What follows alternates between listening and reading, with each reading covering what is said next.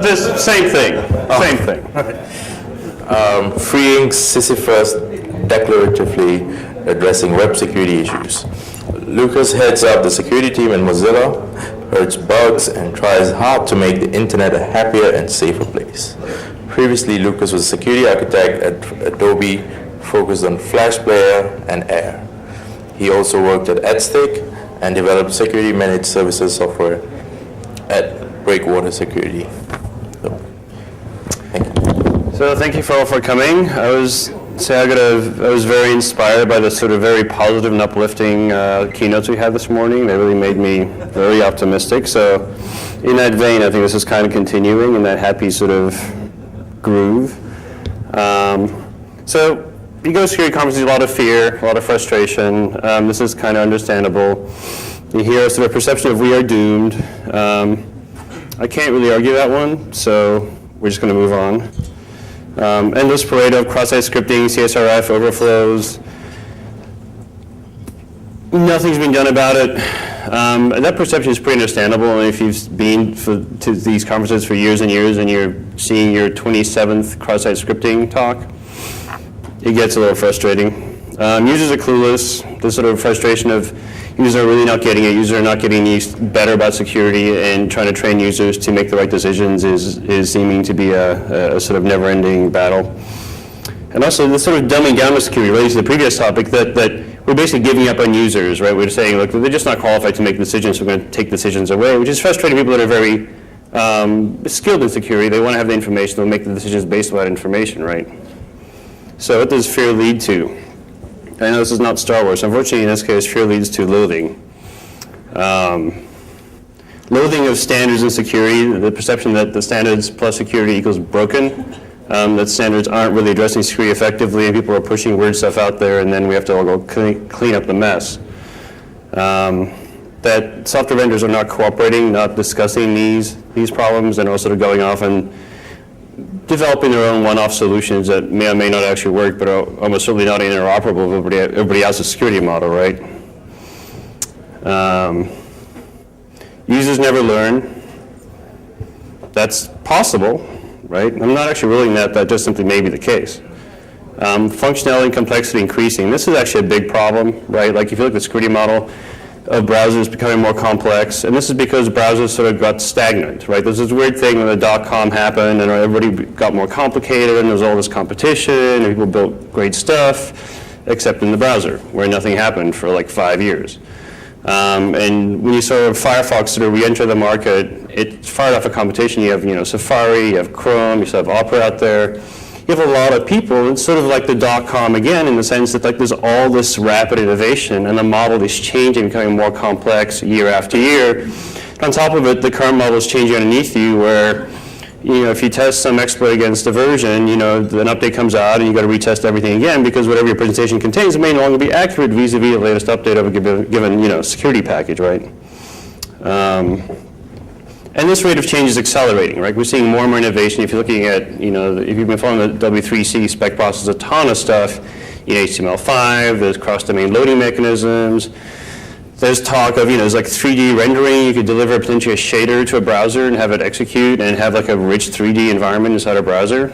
Really interesting stuff and scary. So standards and security, there's a couple of problems here. One is the security community isn't really participating, right? The security community often behaves as a consumer of these standards rather than an active participant in these standards, and that's neither productive nor really necessary, right? These things are fairly open, and I would encourage everybody to go take a look at W3C mailing lists and the specs are out there and participate and comment in them, right? Because that's how you get the change that you want before it just gets finalized and implemented, and then everybody has to live with it. Politicized. Vendor competition can limit the potential solutions, right? And this is not really as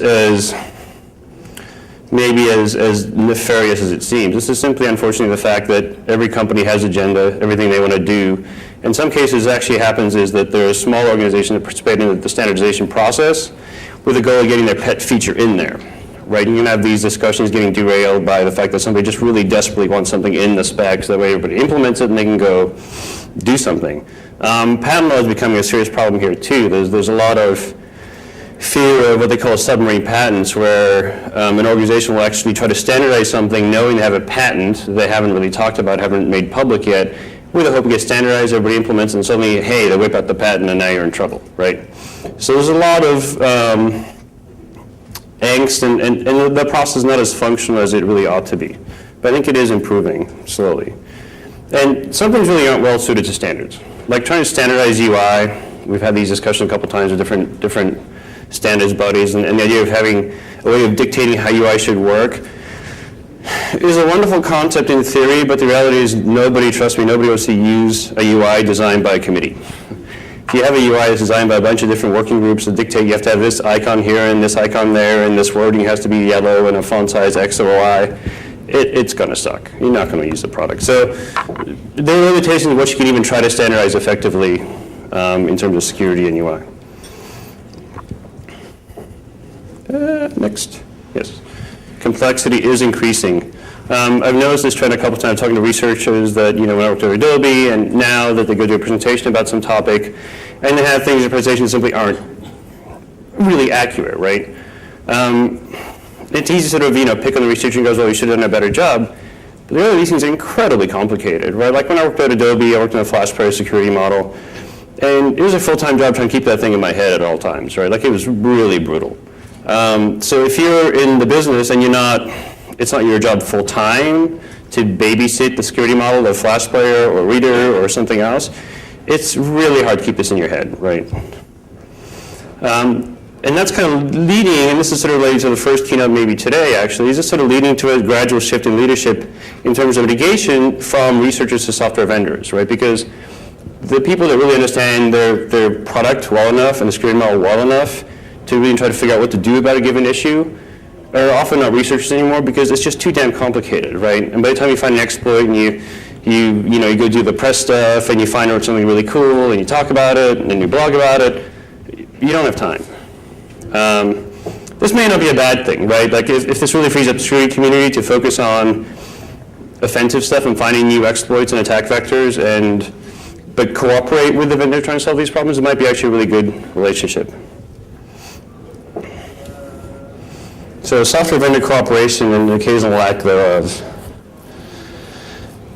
So this is sort of a pet peeve of mine. I think that when you get a model where every vendor independently tries to solve something like cross-site scripting or clickjacking or CSRF, XSS, whatever, you end up with a really crappy environment. Because what happens is, if you can't deploy as a developer the same mitigation against, say, CSRF, across all different browsers, it's really not useful. It doesn't matter in theory if there's a given mechanism in Safari that works a certain way and IE8 does something different and then Firefox does something different. I mean, who cares, frankly? It's really worthless, right?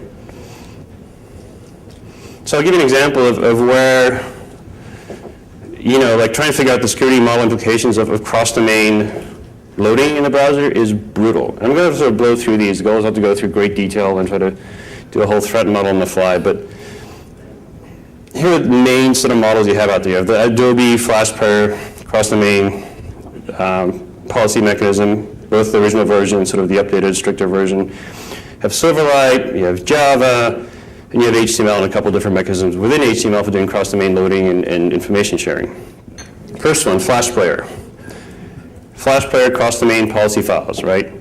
You've probably heard about these, the way you can drop a file on a server and says, servers, the following list of servers can load data from me. It doesn't govern scripting, by the way, just data loading. So the original version, you could basically put a policy file in the root or a subdirectory would dictate access to the root or the entire server or that subdirectory and below. It does send cookies every request.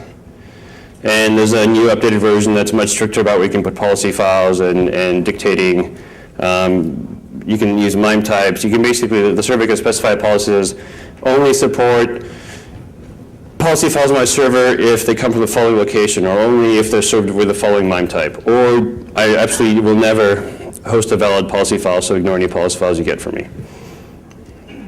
So Silverlight implemented support for cross-domain loading as well. Of course, they had to do it slightly differently. They created something called